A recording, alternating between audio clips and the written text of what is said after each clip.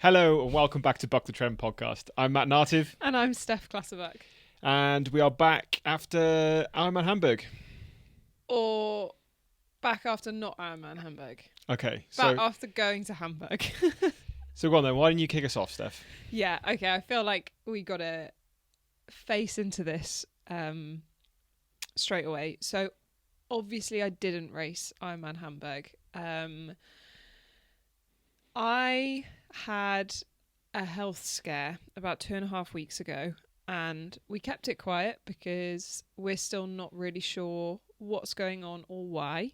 But I was cleared medically to race at the weekend as long as my symptoms didn't change and I felt okay. And we kind of did we absolutely did everything that we could to make sure that I was ready to race. So had a period of rest beforehand, basically stopped training from the point that it happened into race day, doing absolute bare minimum, kept stress levels super low. But on Saturday, I noticed that symptoms were starting to return. So the day before the race. Day before the race, I was starting to feel worse. And then I woke up on race day and felt pretty horrendous, actually. Which was such a shame because I was really looking forward to racing and I really wanted to race, which is why we didn't call it kind of the 2 weeks before.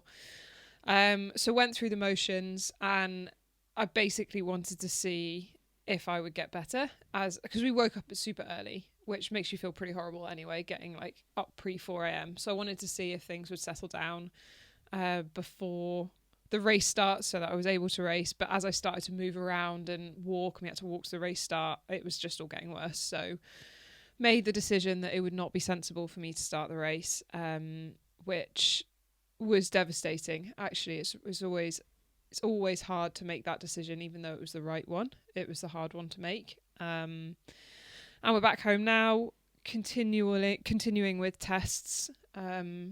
So I don't really want to talk about what it is because we don't know what it is yet, but I will be, because I'm hopeful that my experience will help someone else, because it's been absolutely terrifying, really scary for both of us. Yeah, definitely for both of us. And I think, like we said, we were going into the race to race. The build up and the few days prior were actually quite good, and confidence was there and we were ready to race, I think. Yeah. And it's not that there wasn't anything contagious. We were around a lot of other athletes. It wasn't anything. Yeah, and they not like others there knew what were going on. So I was not being irresponsible. This wasn't contagious. There's absolutely no chance I could have passed it on to anyone else. But we decided that we'd make the call as late as possible, and whether that was an hour before the race, that's when we were going to make it. But we gave us every possibility to try and start the race. Yeah. And that was an agreement between you, me, family, coach. Yeah. So. And I was so committed to giving myself everything to start the race that I even drank 120 grams of carbs because I couldn't eat rice. I really didn't feel very well, so I was struggling to eat food. So I decided that I was just going to drink all my carbs instead. So I drank 120 grams of carbs at like 4:30 in the morning, which is vile. I meant that I was so well fueled to spectate all day. But we really did put everything in place to start the race, but you've got to put your health first. And for me, this decision was balancing, this is my job, and my season now completely changes as a result. And we wanted to try and avoid that because obviously we've been quite open about wanting to do the Pro Series this year. I'm missing this Ironman, which is my preferred distance, really kind of throws up a lot of questions. So there's this is my job. Sometimes you have to turn up to do your job when you're not feeling your best. But then on the other side of that is the risk of racing when it's not like I felt like I was under the weather. I know that there is something wrong. We just don't know what it is. That the risk to my health was too great. So that's kind of what I was trying to balance when we were making the decision. And fundamentally, health has to come first. And it would have my fear is that something would have happened while I was racing. And given how I was feeling on Sunday morning, I wouldn't have finished the race anyway.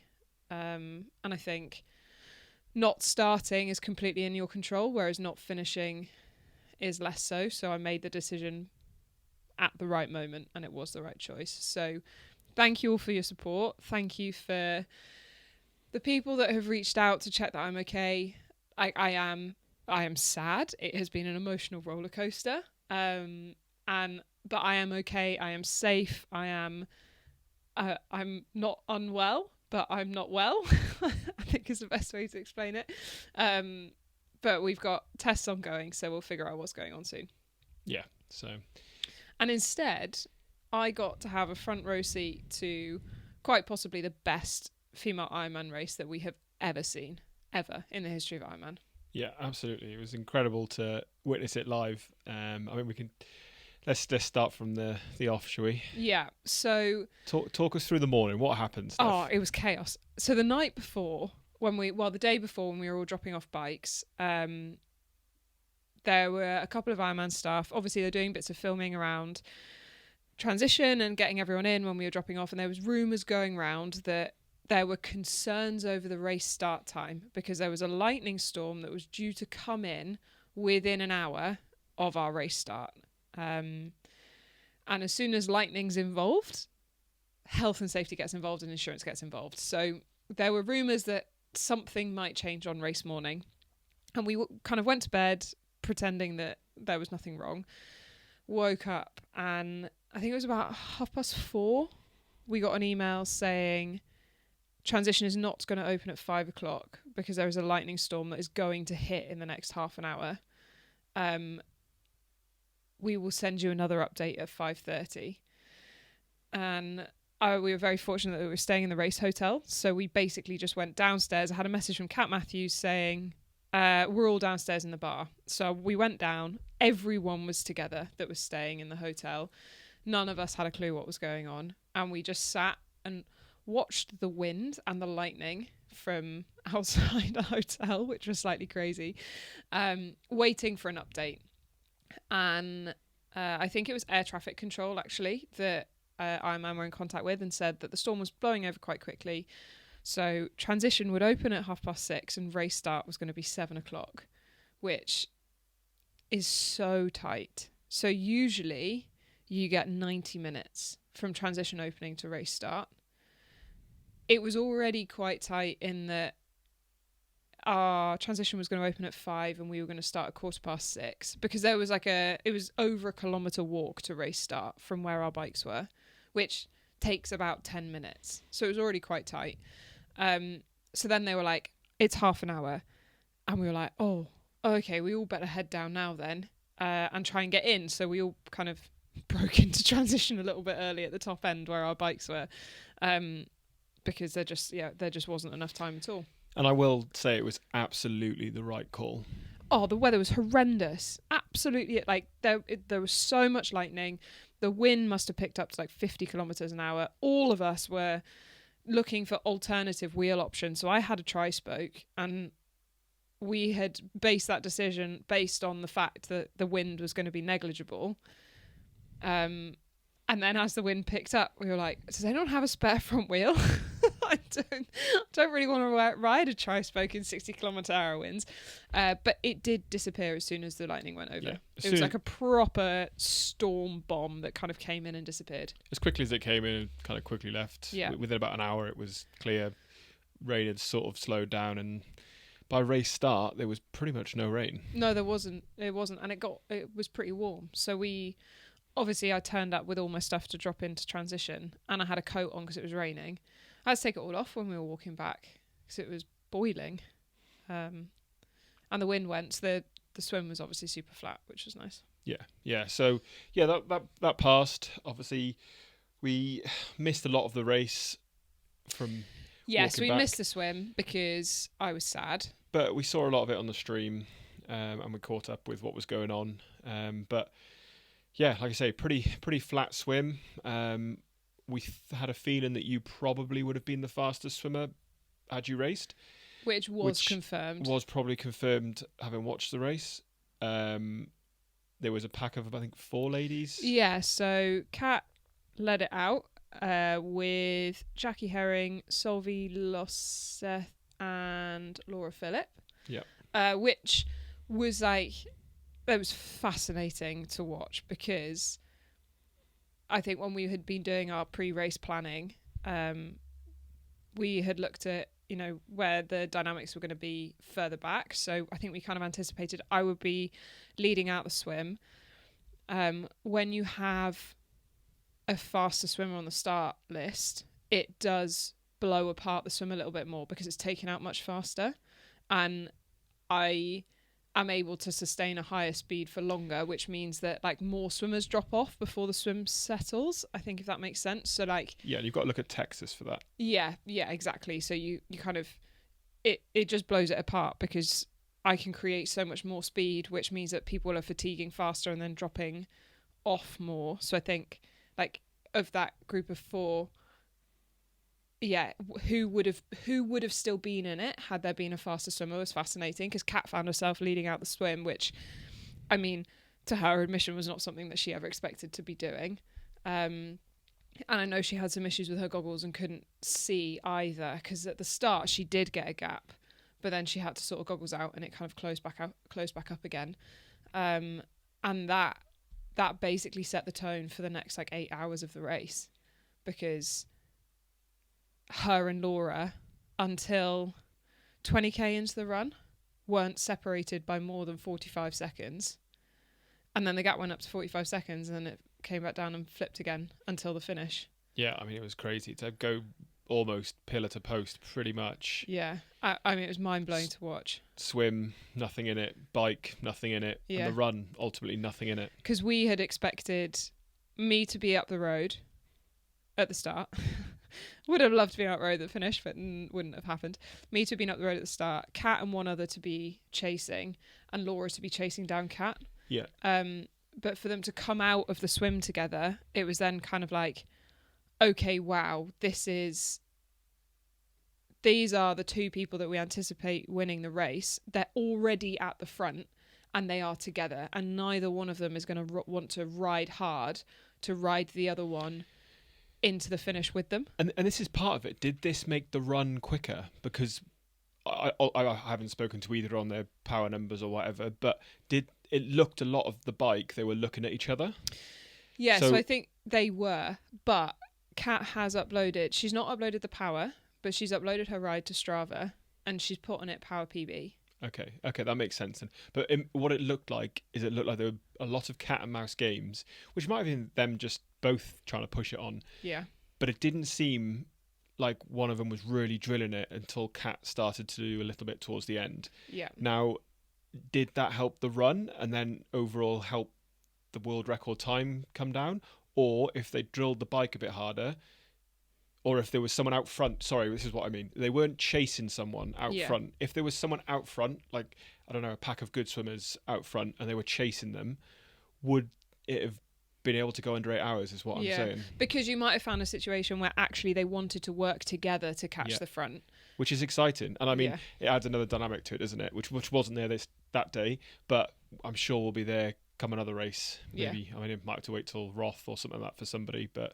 Yeah, for sure. I think there's the fact that we've now had so many near misses to say, that, like, to getting close to 8 hours. And like we said last week on the pod, sub 8 wasn't really on the cards this week, people thought, because transitions were too long. So it was kind of like we won't be able to do it on this course because each transition is like 4 minutes. So that's a whole lot of wasted time when other Ironmans transitions like a minute. Yeah. And so that's 6 minutes of wasted transition. Even if you take, you'd have to take 3 and a bit minutes off for Laura to go under 8 hours, which is possible if it's, I don't know what she did, but I'll have a quick check now, but probably around 8 hours for a transition. 8 minutes, in total, T1, T2. Matt will get the data. But yeah, so I think I think it absolutely would have been possible if there had been someone worth chasing out front. So Laura did 3:39 T1, 2:51 T2. So 6 minutes of transition.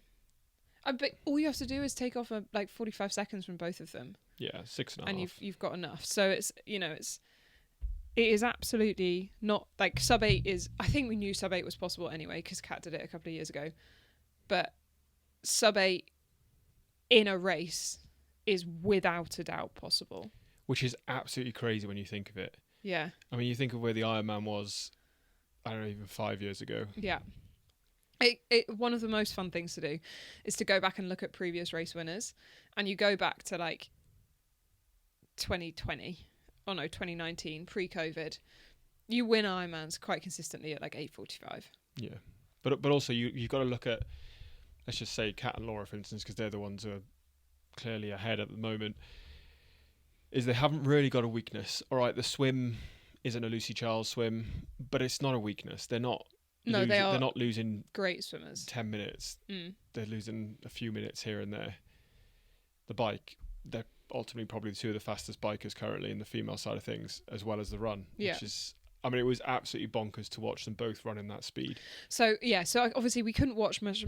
We didn't see any more of the bike than you saw on the stream.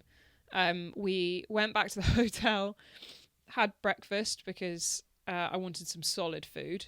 And it was no longer 4:00 in the morning, so I could actually eat. So went to breakfast, went and packed the bike away, and basically aimed to walk back to the race once they were out on lap 2, because it just meant like we wanted to make sure that we could get into VIP and get some food and stuff like that. So we walked in and then started to keep an eye on like when they're going to be getting off the bike. And Matt said, "Oh, what was it? I think we were getting close to them coming in, and you were looking at the countdown, and you were like, they're not going sub-8. They're not going to run 2:40. Oh no, it was 2:36. Yeah. He was like, they're not going to run 2:36. Like, it will be close, but they're not going to do it. Like, we backed them both to run like a 2:45. I honestly thought a 2:40 to a 2:45 was like where the standard would be. Yeah. How wrong was I? When they started running, I was like, both of these women are out for blood. Yeah. I mean, Laura ran 3:46 per K. Yeah. But let's start at the beginning of the run. So they came out of transition. Kat had forced a gap at the back end of the bike. So the bike had been quite full of drama anyway. So Solveig had stayed with them, but she'd broken her, or like a bolt had come loose and her TT bar had flipped. And I think actually that could have cost them the sub-8 as well, because she couldn't drill the bike because she was half up, half down. And had she continued to ride in TT position, they'd have absolutely gone with her. And they wouldn't have been looking at each other quite so much because they'd had someone else working. So she bridged back up to them so easily, which makes me think that... So she stopped and got it fixed, and then she bridged back up to them, that she had loads more that she could have given speed-wise. Like, as soon as her bike was working well, they were off, and that was it. They were done. And that's when they started to put time into the rest of the field. Kat then broke away in the final bit of the bike, which I think is super exciting. And she came onto the run, and it had a good transition and was smiling coming past us, which is always exciting for me, because Kat smiling on a run is a fast cat. We saw it in Florida a couple of years ago when she ran, I think it was her first 2:49 or sub 2:50 that she did. She was beaming the whole way around. So when she was smiling, I was like, okay, we're on for a good day here. Laura took out 30 seconds in transition. So I think Kat came in with like a 50-second lead and left with a 20-second lead, or like it was down to 30 seconds or something. And Laura was absolutely sending it. She was running so fast, and they were stride for stride about 25 seconds apart for the first half marathon. Yeah. Like, it did not change. And I will say the vibes on Kat's side was extremely high. She was loving it. She was having a great time. And Laura, from the outside, just looking in from spectating side, looked like she was struggling. Yeah. She was definitely looking red and breathing quite hard. And fully focused. So Kat was looking to the crowd, and that might have been because she knew that we were there. But Laura was like fully internalized, like focusing on stride by stride, which tends to be the sign that you're suffering. Yeah. So there were two different dynamics from both parties, but both clearly locked in and ready for battle. 100%. And we had the huge fortune of spending quite a lot of time with Kat in the few days before the race. So we knew what she was aiming for running through that first half marathon. And she comes past us on the first lap. The second time she came past us on the first lap. And she shouts, "I'm running too fast." And I burst out laughing because she is fully in control of how fast she's running. But she clearly just wanted to make sure that she kept a gap. So just ran so hard and went through that first half marathon in 1:18. And we were like, "Oh, Laura, that's shifting. Surely Laura eases up." No. Laura matched it. So at this point, they're on for a 2:36. And we were like, are they going to do it? Surely not. Surely not. That's what we were thinking. Surely they're not going to go sub 8. Like, surely. And I was like, well, I think it's still PB because, like, instead of doing a 1:18, if Kat holds on and does like a 1:25, that's, or even a 1:28, that's an 8. That'll be an 8:06. Like, she's not really done that before. That's like really exciting. They just kept going. Like, they didn't really slow down. It was absolutely mind blowing. And then on the gap started to yo-yo. So like Laura started to slow down, then she started to speed up. Likewise with Kat, she started to speed up and she started to slow down. And the gap got out to 45 seconds. I think it was after lap 2 heading on to lap 3. But it had shrunk back down again to like 20 seconds by the end of lap 3 when they came past us. And then it just flipped. Laura, I think a bit of it, Kat was suffering. Laura put on an utterly mind-blowing display in that final lap of the run. And it started to rain like I have never seen rain before. It was pretty biblical, wasn't it? It was unbelievable. For about 10 minutes, there was so much water that the run course flooded. And everyone was all of a sudden running around on ice skates because it had been bone dry, and then you're slipping and sliding everywhere. And yeah, Laura just, I presume, she just absolutely smashed it and ran a 1:18 followed by a 1:20 for 2:38. I mean, I don't really know how you compete with that. Yeah, and I think the overtake was quite interesting as well because the overtake happened and Kat did try and stay with it, which was quite impressive because usually just when someone goes past you, they usually put a bit of a dig to sort of break the elastic, really. And I don't know how long it stayed for, but so this overtake happened while it was raining and we were all hiding. Yeah, so all in all, kudos to them both. Fantastic race. Like I say, Laura crossed the finish line in, what was it, 8:03 I think it was, in a new 8:03.18, and I think Kat was 8:05.18 or something. Yeah, both in new Ironman record times. Yes, and Laura also ran the fastest ever marathon off the bike, beating Anna Haug's previous time at by Broth. like 20 seconds, which was amazing. And I know we've spoken a lot about those two, but the rest of the field was fantastic as well. Third place, you can speak about it, but third place was also fantastic. Solveig, it was her debut Ironman, which you never know how it's going to go. I mean, there's always an element of unknown when you stand on an Ironman start list, but when you've never done one before, you don't really know what to expect. And she's come from short course, so it's so much longer than she's grown up racing, and she just absolutely grabbed the opportunity and really went after it and ran an eye-watering 2:46 to do an 8:12, which is the 4th fastest Ironman ever on debut. On debut. Fastest ever Ironman debut. So it's the fastest ever a female has done their first Ironman. But also, obviously, because it's the 4th fastest Ironman time ever after Kat's Texas, Kat's Hamburg and Laura's Hamburg. And she looked incredible doing it, to be fair. Yeah. Like, really classy. She could have, like I say, on the bike when her TT bar rolled over and she was basically riding with one TT bar and on the base bar with the other hand, she could have really, I don't know, lost her head completely. I know a lot of people would. She just kept her composure, tried riding with the girls she could, and then pulled in. Also took turns on the front. Yeah, exactly. With a broken bar, which is like mind-blowing. So, it's all about being aero, and she's half up, half down, taking turns on the front. Well, I think that really goes to show her bike pedigree comes through, and I think when we see her really drill a bike, it's going to be quite scary. 100%. So yeah, that was it. Just all three of them were such wonderful performances, like really extraordinary. Yeah, and there was, I mean, something's got to be said. There were a few dropouts as well through the way, which were a bit, I don't know. Obviously, you yourself didn't start. We had Jackie Heron, sadly, had a puncture. So there were a lot of punctures, and it turns out that there had been climate activists on the course throwing glass. So Jackie punctured and shredded her tyre. So it's not just a puncture, shredded her tyre, and there weren't any spare wheels. So she had to stop.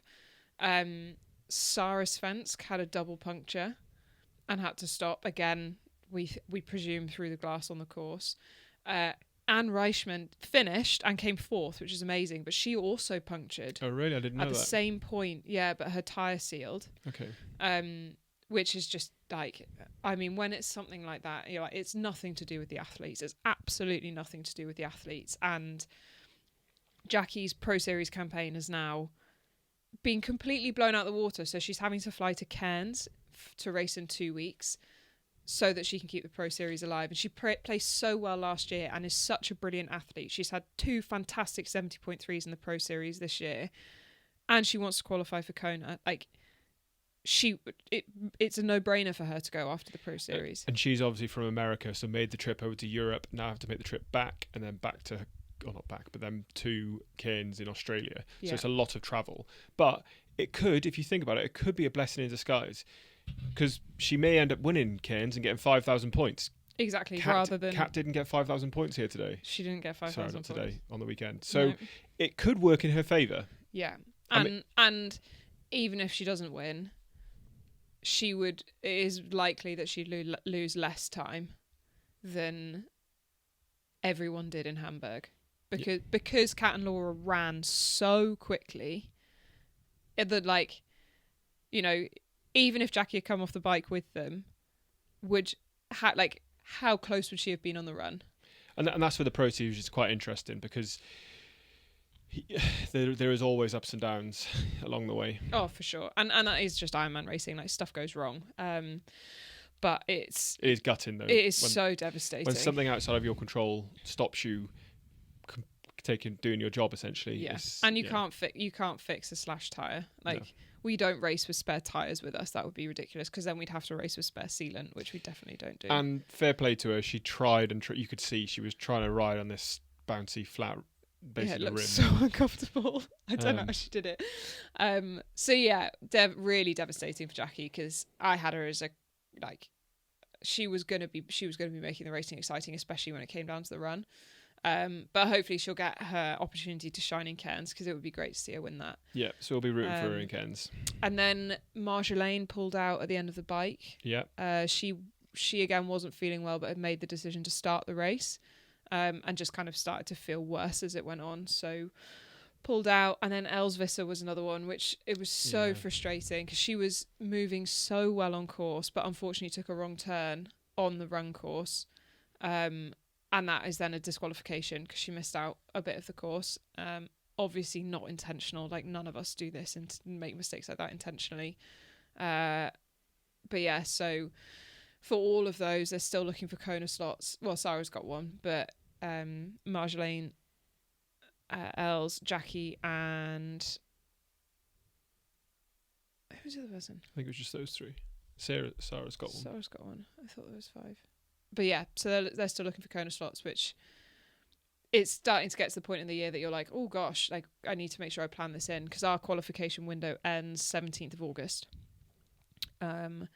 So there's lots of racing left this year, but the opportunity to qualify for world champs, it decreases every time there's a race. Yeah, absolutely. But yeah, Ironman Hamburg, fantastic days racing, really. Yeah, from the outside. I would highly recommend it as a race. Not that I raced the actual race, but having been there and experienced it, I want to go back. Like, it's absolutely on the list for me to go back and do next year if it's a Pro Series race. Yeah, you've done a lot of the bike course, which looked very nice around is it the Dike? What's the river? Yeah, super, super fast. Like, beautiful roads. There were some question marks about road quality. Honestly, coming from Britain, it was perfect. No complaints. Yeah, there was a few roadworks, but I think they sorted them out prior to race day or something, they said. I wouldn't know. Yeah, we wouldn't know. But yeah, I even got excited and thought, wow, maybe I want to do another Ironman. And then he realised he doesn't actually want to do an Ironman. Yeah, and then I realised how much training I've got to do for one again. So quickly changed his mind. I reckon we could get him to do one again. we'll see. We'll see. Maybe. But yeah, lovely place. I really actually quite enjoyed Hamburg. I don't think I've ever really properly been before. No, I definitely haven't. But it's a city. There's a lot going on. It was quite easy to get around. We didn't actually use the metro system, but I've heard it's quite good. Fairly close to the airport. Plenty of good food options, drink options. And the city was around a nice little lake. Yeah, it was very Scandinavian. So it reminded me a lot of Stockholm. Yeah. And was beautiful. And we had pretty nice weather while we were there. A couple of rainstorms. And, I mean, race day was probably the worst day of weather. But it was fab. Would definitely recommend it as a race. Yeah, I'd imagine it sells that quite quick, being the European Championships. Yeah. And prize giving was on a boat. Oh, that's cool. Which was fun. Yeah. We missed that because we changed our flights to come back for a 6 a.m. flight, which meant another 3:40 alarm. Which was horrible, but also Matt's decision to get drunk on Sunday night. Yeah, it probably wasn't my best move. Yeah. I asked Steph if I could pack my bags on the morning, before the 3 a.m. alarm. So we, after the race, went and found Kat and Mark after anti-doping at like 4. Went to a beer keller. Just like literally think of German beer. It was exactly that. Steins, wooden tables, lederhosens. Yeah, exactly those vibes. So at 4:00 we were in there. We left at 8, and there had been a lot of beer drunk. I don't drink, so I didn't drink the beer. There was a lot of beer consumed. There was some fun games of throwing French fries and hoping to get them into people's beers. What do you mean hoping? Matt literally didn't miss a shot. And then we went from there back to the hotel and sat in the hotel bar with everyone until 10:45. Ate pizza and talked rubbish. And drank more. And then Matt was sat on the sofa cuddling his pillow. Not my pillow, a cushion. A cushion. He was cuddling a pillow. I was ready for bed at that point, I think. Yeah, and he was like, "Oh, Steph, I don't want to pack my bag. I'll pack it tomorrow morning before we fly." I was like, "You are absolutely not going to do that because our taxi's at 4 a.m. So I'm just going to pack your bag for you because you just need to get out of the way and get into bed." Well, I'm blaming you for both those 3:30 a.m. alarms. Yeah, two on the trot. Although I will say, last night we did get 12 hours sleep. We were in bed by 7. Oh, it was so needed. I was so tired. But yeah, the reason we changed the flights is so that we could come back and get this round of testing in to figure out what's going on. So yeah, that's why I had to put us through that, which is such a shame. But it meant that we landed at like 7:30 on Monday morning. We were at home by 9:30. Yeah, and thankfully, got home really nicely in the traffic. So yeah, we're back. So that's Ironman Hamburg done for this year. Yeah, done for the year. We'll be back for next year. And it kind of leads us on to the next, I guess, point is, what the hell does this DNS mean for the rest of my season? Yeah, so this season was all about trying to follow, or at least complete, the Pro Series to the best possible way we could, right? So that would be 3 Ironmans, 2 70.3s, if we were to follow it properly. Or the best way we could.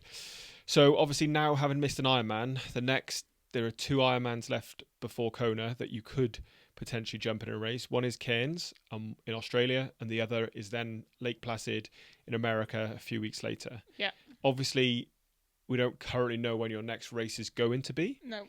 Hopefully we'll have some answers soon, but we're probably planning on not doing either of those, I'd say, at the moment. Yeah, so the season, if we were not to change a thing, would be to race Swansea in the middle of July and then do 1 or 2 races August, September, fly to Texas for camp, do Kona, and then it's kind of anyone's guess from that point onwards.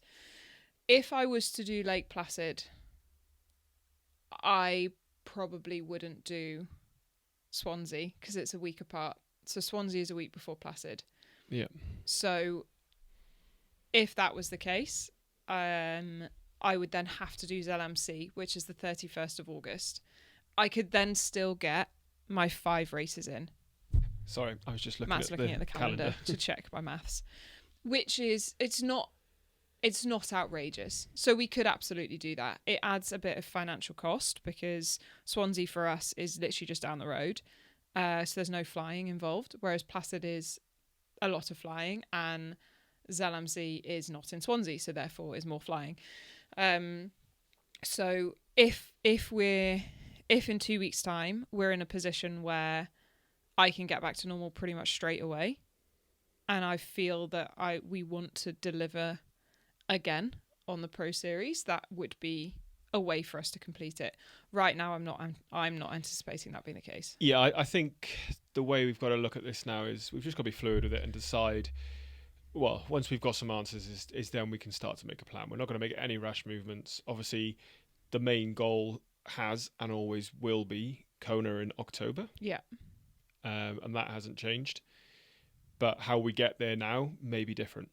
For sure. And I think the likelihood is we have a couple of weeks of not much now and basically have off season, like in June, which is a bit ridiculous. And then build back through for racing end of all, like maybe still do Swansea. Hopefully still do Swansea. Yeah, I mean, it'd be nice I love to do Swansea. It's such a fun race. And Wales is home, so that would be great. But then like almost kickstart the racing again end of August, beginning of September into Kona and continue racing after that. Yeah. The reason that we wanted to do the Pro Series was basically practice 3 Ironmans in a year. There's still a world that we can do 3 Ironmans this year. It's just we just don't finish them at Kona. We finish them after that. Yeah. Or you replace it with a 7.3. And even if you're 10 minutes down, we're still getting a similar amount of points that we got in Texas. Yeah. So in which case we'd do Swansea, we'd do Zell, we'd do Kona. Yeah. Which is still 5 races, and that's still excellent. So the decision point around that one is Zell. It's unlikely there will be a podium because it's a Pro Series race over my non-preferred distance. The plan had been to turn up and do a non-Pro Series race to look at seeing if we could podium and get a world slot and or some prize money. Yeah. Whether I would be able to do both of them is a question that we don't have the answer to. Well, anyway, stay tuned. Yeah, so there's lots of decisions to make. Lots we're not really that sure about. And we'll not be making any decisions until we have the results of this testing back anyway. Yeah. Which, let's lead us on to the what the buck moment of the week, which I think for this week has to be the podium in Hamburg. Yeah, we kind of have gone a bit rogue. All 3 of them deserve it for all of the reasons. I mean, Laura for winning, for breaking the world record, for running the fastest time ever. Kat for pushing her to do so, because I truly believe neither would be as good if they didn't have the other. Completely agree. And then Solvi, I mean, you can't look past the fastest ever Ironman debut. No. And capping it off with a 2:46 run, which is also one of the fastest runs that a woman has ever done in an Ironman. In her first marathon. All of them, absolutely outstanding. Yeah. So congratulations to the 3 of you. This is obviously the highlight of the last 4 days. Not actually making the podium, but getting the what the fuck. But then that also leads to the Giro. We didn't actually watch any of it, to be fair, but we were updated hourly. We were. So part of the wonderful experience of spending a lot of time with Kat was also spending a lot of time with Mark Matthews and Alex Dowsett. Alex is Kat's coach, Kat's cycling coach at the moment, and Mark is her husband, and they're both huge cycling fans. So we were getting very, very... Alex Dowsett is not just a cycling fan. He is a former professional cyclist, former hour world record holder, fountain of knowledge when it comes to aerodynamics and going fast on a bike, and is still a coach for one of the World Tour teams. So is like heavily embedded in the sport. So we were getting huge updates, frequent updates for what was going on in the Giro. And Simon Yates won in incredibly exciting fashion, didn't he? Yes. I mean, he was sitting in third, was he, on the final day? Minute and a half down, was it? Yeah.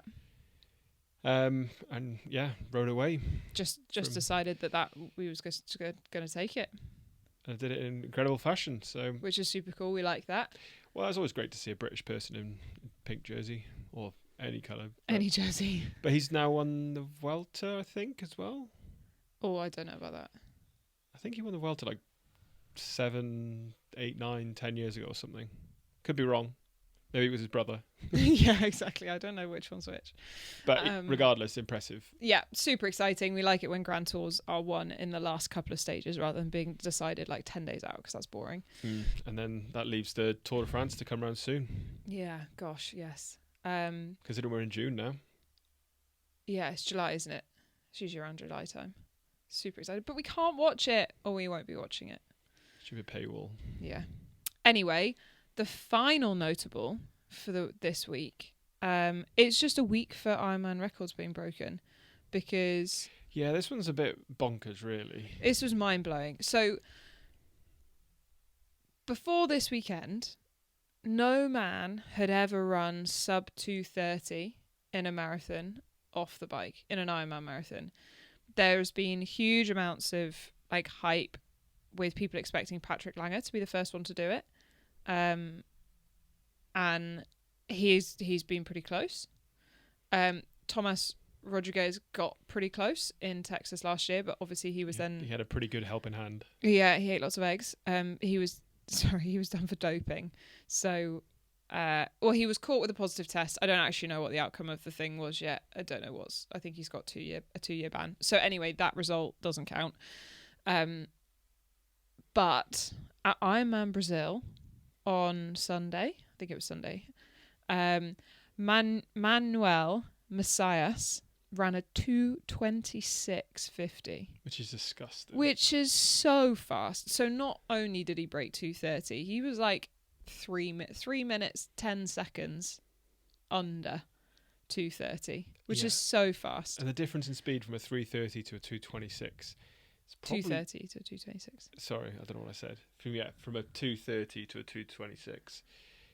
Did I say it right? Yeah, that was right. Is probably pretty phenomenal. I'm going to look it up. Yeah. And it, of course, looks pretty accurate. So on people's Stravas, it's like 41.7k. And when you're running that speed, that might be like a minute and a half difference. So, yeah. Super fast. Really moving. He came second overall. And I think we looked like the top 11 men ran sub 2:45. Which is shifting, and quite a few. But yeah, so he finished second. Matt's looking incredibly confused at his phone. Yeah, the thing I usually use is not working. Okay, so like, yeah, a 2:30 marathon is about 5:45 mile in 3:34 kilometers. It's for 2:30. So to do a 2:26, did he do? Yeah. Yeah. It's 5:35 mile and 3:28 per k. That's so fast. 3:28 per kilometre. I wasn't even doing that for my 15-second strides today. I mean, that's disgusting. I mean, it'd be great to see him hopefully do it against the likes of Patrick Langer and where everybody's doing it. Yeah. I think sometimes these smaller races, and I don't want to say Brazil is a small race because it's not a small race at all, but where like Hamburg, for instance, like Frankfurt will be in a few weeks, where you've probably got, I don't know, half of the guys on the start list are in the top 10. There's like at least 5 of them on the start list. So it would be good to see I can't even pronounce his name, Manuel?